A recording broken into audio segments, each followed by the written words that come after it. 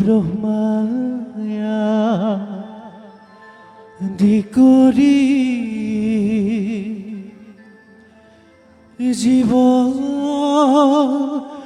জগত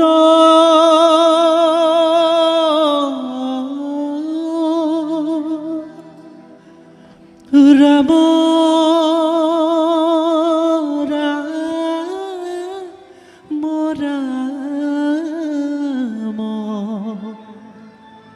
ৰাম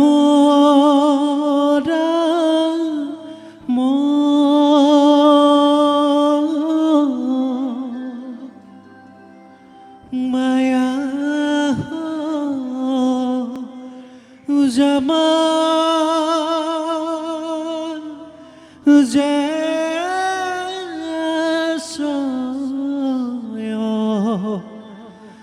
ঘুমতি যাই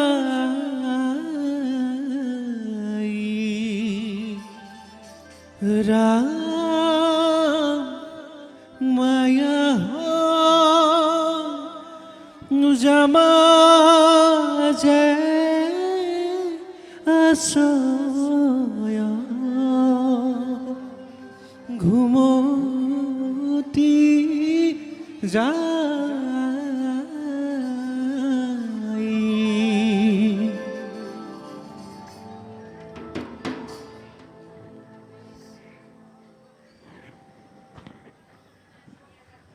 স্বামী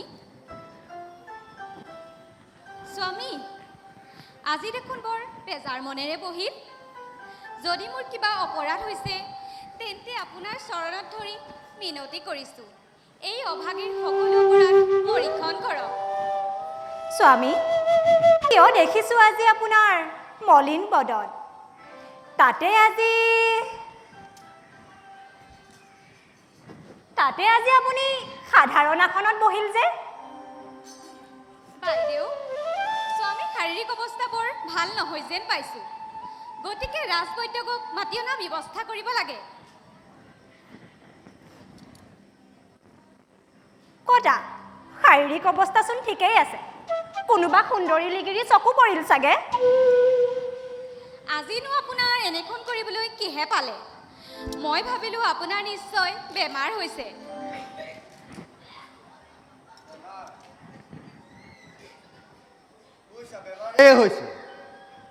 ডাঙৰ বেমাৰ স্বামী আমি আপোনাৰ পত্নী সাংসাৰিক জীৱনৰ আমি আপোনাৰ পৰম লগৰী আপোনাৰ আনন্দই আমাৰো আনন্দ গতিকে কি হৈছে বিৱৰি কওকচোন মহাৰণী বেমাৰ হৈছে শাৰীৰিকভাৱে মহাৰণী বেমাৰ আৰু মানসিকভাৱে বেমাৰ মোৰ মানে মহাৰণী জলন্ধৰ বেমাৰ হৈছে আৰু এই বেমাৰৰ ভাল কৰিবলৈ এগৰাকী সতী তিৰোতা লাগে আৰু মহাৰাজে ক'লে যে যোন সতীয়ে এই কামটো কৰি দিব পাৰিব তেওঁক বোলে অৰ্ধ ৰাজ্য দান কৰিব মোৰ ঘৰতে দেখোন দুজনীকৈ সতী আছে মই ভাবিলোঁ 100 প্ৰতিভজা তিৰোতা সতী যদি বিচাৰি পাওঁ তেতিয়াহ'লে অৰ্ধ ৰাজ্য মোৰহে প্ৰাপ্য আপুনি সঁচাই কৈছেনে না সঁচা সকলো সঁচা যিয়ে মহাৰাণীক এই বেমাৰৰ পৰা উদ্ধাৰ কৰিব তেওঁকে মহাৰাজে অৰ্ধ ৰাজ্য দান কৰিব বুজিছা 100 প্ৰতিভজা সতী তিৰোতা লাগে সেই কথা ভাবিয়ে মোৰ মন একেবাৰে ভাল লাগি গৈছে কাৰণ মোৰ ঘৰতে দুজনীকৈ সতী থাকোঁতে এই প্ৰাপ্যটো মোৰে নে কি কোৱা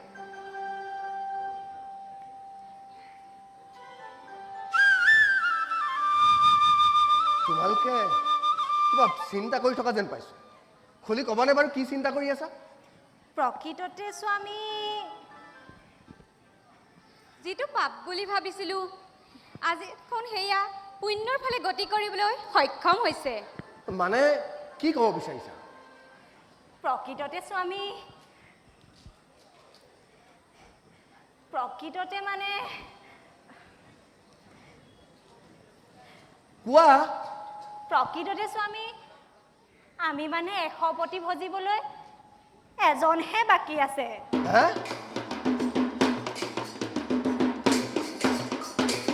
সঁচা নাথ, ভয় বা পাপ বুলি ভাবিয়ে এই কথা কোনোদিন আপোনাৰ আগত প্ৰকাশ কৰা নাছিলোঁ।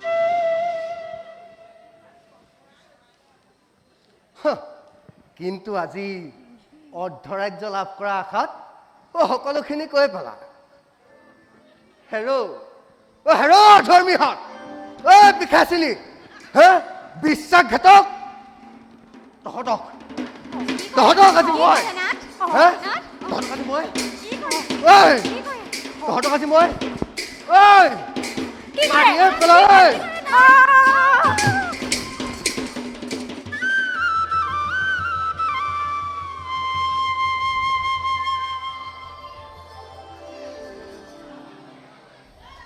ভকতসকল, মন্ত্ৰীয়ে সতী তিৰোতা বিচাৰি যি পৰিস্থিতিৰ সন্মুখীন হ'ব লগা হ'ল, আমিও ঠিক তেনে পৰিস্থিতিৰ সন্মুখীন হৈছোঁ। আমাক ৰক্ষা কৰক গুৰুদেৱ। গুৰুদেৱ, আপুনি এই অগতিৰ গতি, আপুনি ৰক্ষা নকৰিলে আমি সমূলঞ্চে নিধন হ'ম গুৰুদেৱ। ভকতসকল, ভগৱানে সকলো বিপদৰ পৰা আমাক নিশ্চয় ৰক্ষা কৰিব। হৰি, তুমি আৰু চেষ্টা কৰিব লাগিব। সতী তিৰোতা বিচাৰি নাপালে আমাৰ সকলো আশা ভৰসা নষ্ট হৈ যাব। চোৱাচোন, টেম্বুৱানী যান বন্ধৰ হেতু ভকতসকলে কেনেকৈ আশা কৰি আছে। উচ্চ কুলৰ মাজত কোনো সতী তিৰোতা পোৱা নাই, গতিকে হৰি, প্ৰভু ইয়াত উচ্চকুল নিম্নকুল বুলি কোনো কথাই আঁকি নপৰে। মই তেনেকৈ ক'বলৈ বিচৰা নাই প্ৰভু। মই কৈছোঁ যে অন্য পন্থাৰেও যান বন্ধ কৰিব পৰা যায়। নহয় হৰি, মই এতিয়াই অন্য পন্থাৰ বিষয়ে চিন্তা কৰা নাই। চিন্তা কৰিছোঁ মাত্ৰ সতীৰ দ্বাৰা যান বন্ধ কৰা কামটো।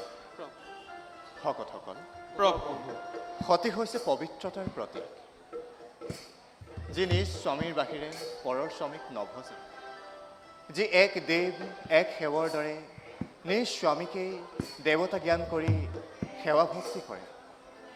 তেওঁহে আচলতে প্ৰকৃত সতী। গতিকে তেনে এগৰাকী সতীৰ সন্ধান সকলোৱে কৰা।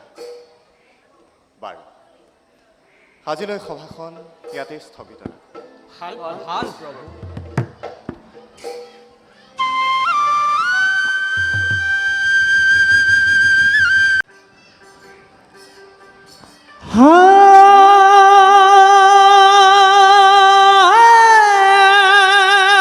মোৰ বলুৱা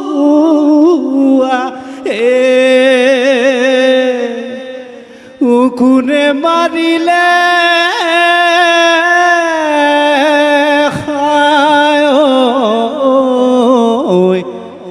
খাই মোৰ মলুৱা হে।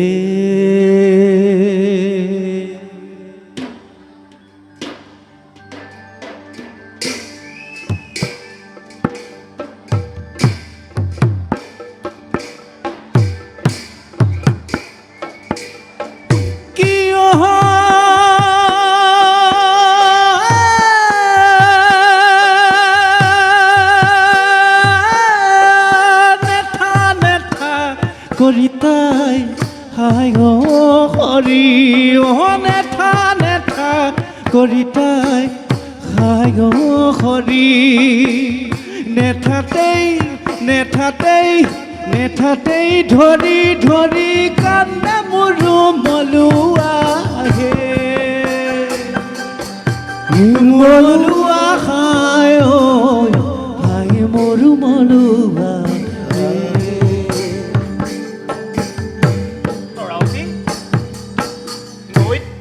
নাৱত ধৰি ভালকৈ দিয়া, আগত মাছ দেখিছোঁ। স্বামী, মনে মনে, নহ'লে মাছে গম পাব।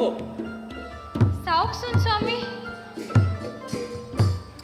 এই কেইজনী কি হ'ল নোহা হা বোলো কি হ'ল আজি আৰু মাছ ধৰা নহ'ব যেন পাইছো সুদা হাতেই ঘৰলৈ যাবগৈ লাগিব তুমি এনেই মিছাতে মোৰ লগত আহিলা কিয় আহিছিলা মোৰ লগত হা নহয় স্বামী, মনে মনে থাক চাওকচোন সৌ দূৰণিত ইমানবিলাক মানুহ দেখিছো, তাত কিবা মেলা হৈছে নেকি স্বামী?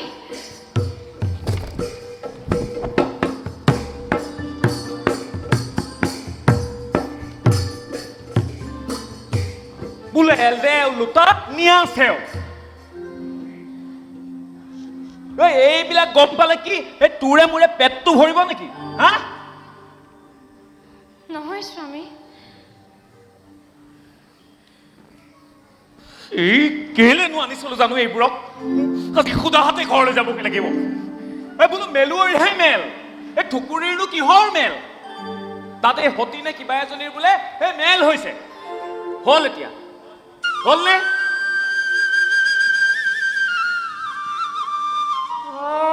মুখ মেলি থাকিলি যে এই খঙে কিন্তু মোৰ মগজুত ধৰিছে দেই কৈ দিছো একা নহয় স্বামী, মই যদি তালৈ যাব পাৰিলো হয়। ভাল ভাল উচ্চ বংশ তিৰোতাই সেই সতী হ'ব পৰা নাই তাই মাছ মাৰোঁতে জনমটো গ'ল তাই বোলে কিবা সেই সতী হ'বলৈ যায় হেৰো সতী হ'বলৈ যাব হে মোৰ পৰমাৰাধ্য দেৱতা, আপুনি মোক বঞ্চিত নকৰিব, মই আপোনাৰ চৰণত ধৰিছো স্বামী। চুপ থাক বোলো চুপ থাক এই ভাল ভাল ঘৰৰ লক্ষী তিৰোতাবোৰ এনেই আছে নেকি হা তাই গোটেই জনমটো মাছ মাৰোঁতে গ'ল এতিয়া আকৌ সতী হ'বগৈ লাগে চি চি মানুহে শুনিলে হাঁহিব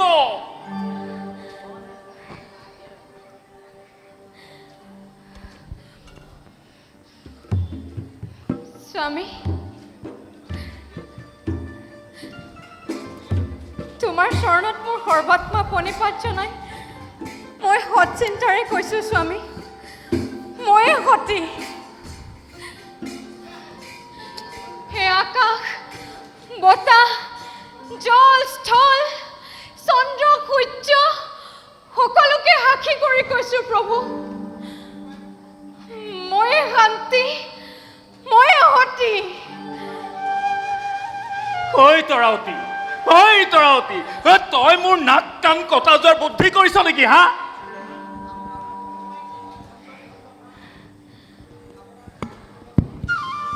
সাৱধান হৈ থাক মই কলো নহয় খঙে মোৰ মগজুত ধৰিছে তই মোক চিনি পোৱা নাই তই মোক চিনি পোৱা নাই হা ৰহ তোক ৰাতি কলৈ যা ৰহ কলৈ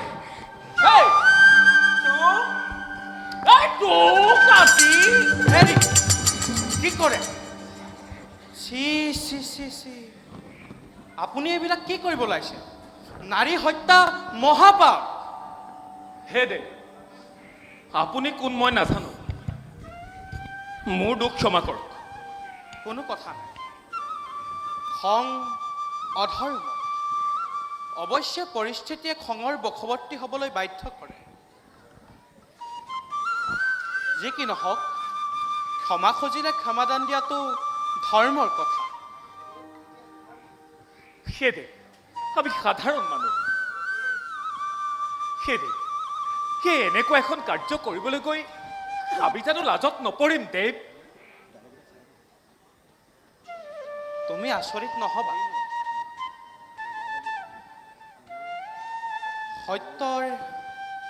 সত্যৰ কাৰণে সত্য কোৱাটো কোনো পাপ হ'ব নোৱাৰে তুমি তেওঁক খং নকৰি ক্ষমাদান দিয়া ঈশ্বৰে তোমাক কৰুণা কৰিব হে দেৱ আমি অতি অজ্ঞানী সেই কাম কেনেকৈ কৰোগৈ দেৱ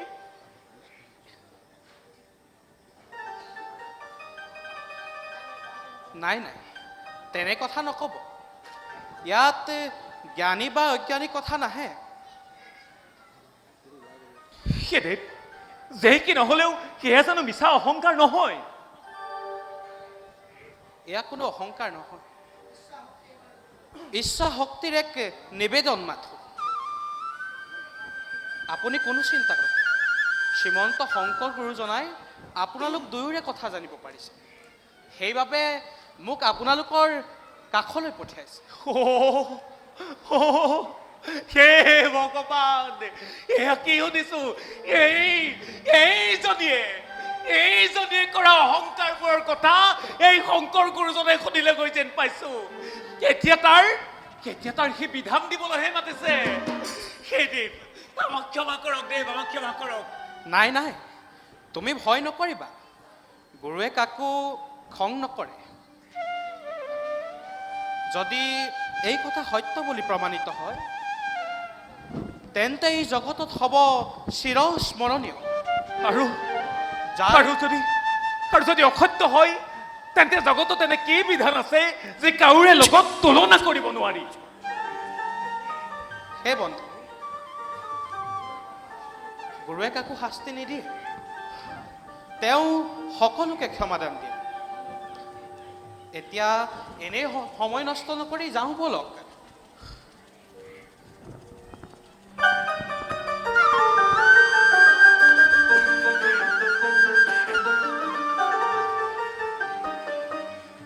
চোৱা তৰাৱতী, তোমাৰ অহংকাৰৰ মূল্য কিমান? স্বামী, অন্তৰত আপোনাৰ আশীৰ্বাদ লৈ পুনৰ কওঁ, সেই কাৰ্যত নিশ্চয় কৃতকাৰ্য হ'ম স্বামী। আপোনাৰ চৰণত মই পুনৰ সেৱা জনাইছোঁ, মোক যেন বঞ্চিত নকৰে স্বামী। তৰাৱতী, তুমি দৃঢ় প্ৰতিজ্ঞ হোৱা, দেৱতাই আশীষ দিব। নিজ কুলত জন্ম লৈ তুমি বোকাৰ পদুমৰ দৰে জাতিষ্কাৰ হ'বা। স্বামী, জন্মগত উচ্চ নিচৰ কোনো মূল্য নাই। গুণেই শ্ৰেষ্ঠ স্থান তৰাৱতী, গুণেই শ্ৰেষ্ঠ স্থান তৰাৱতী, গুণেই শ্ৰেষ্ঠ স্থান। স্বামী, তৰাৱতী, স্বামী, মই আজি পৰাজিত হৈ তোমাক